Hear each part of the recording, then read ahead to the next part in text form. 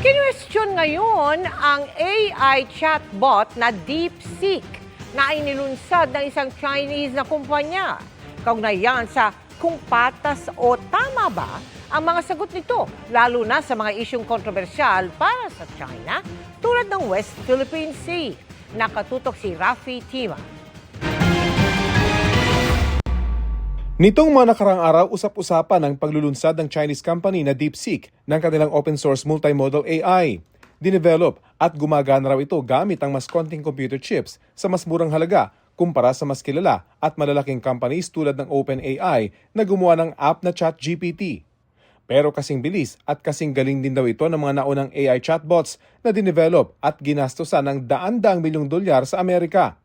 Ayon sa isang eksperto, isa itong welcome development. It proves na we can have cheaper technologies.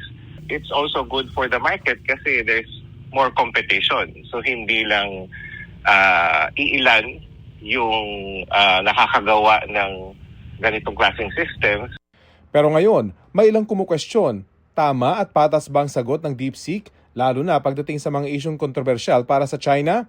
Kinumpara namin ang sagot ng DeepSeek sa mas kilalang ChatGPT pagdating sa issue ng West Philippine Sea. Diretsahan ang sagot ng ChatGPT. Legally, ang West Philippine Sea, pag-aari daw ng Pilipinas.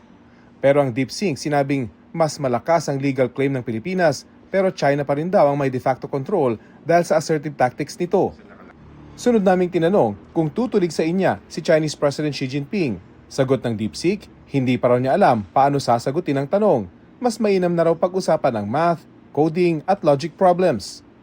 Pero marami siyang sagot sa kaparehong katanungan para kay US President Donald Trump.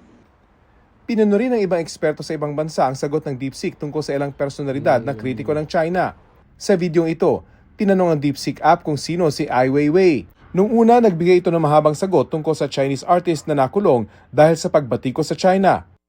Pero makalipas ang ilang saglit, nawala ang sagot at napalitan ng tugon na, "Let's talk about something else." Ganito rin ang nangyari ng tanungin ito tungkol sa kung sino ang Dalai Lama, ang Tibetan religious leader na na-exile dahil sa pagsusulong ng kalayaan ng Tibet mula sa China. Yung quality ng kung ano yung sinasagot niya, depende na sa sa amount of information na pinag-aralan niya, yung training data, and yung sources noon, and kung sino yung gumawa ng mga sources na yun. Batid naman ng mga eksperto, hindi perpekto ang AI. Nagkakamali rin ito at nagkakaroon ito ng tinatawag na hallucination, ang tawag sa mga minsay imbentong sagot ng AI chatbots. Kaya mahalaga raw na malaman, ano ba ang training data na ginamit para matuto ang DeepSeek? Ang Department of Information and Communications Technology o DICT may agam-agam. Kung ang ginagamit niyang dataset is blatantly biased, for example, tells us that the West Philippine Sea is theirs, regardless of whether that is a claim that is internationally accepted or not. Diba? It's so na-poison yung dataset. Ito yung dangerous use of AI. Kaya mahalaga raw na magkaroon ng standard sa pinagmumula ng mga training set o dataset ng mga AI. Sana lang daw bukas sa mga Chinese company sa usaping ito.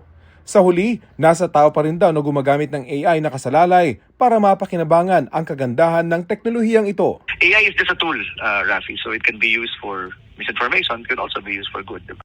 Para sa GMA Integrated News, Rafi Tima, nakatutok, 24 oras.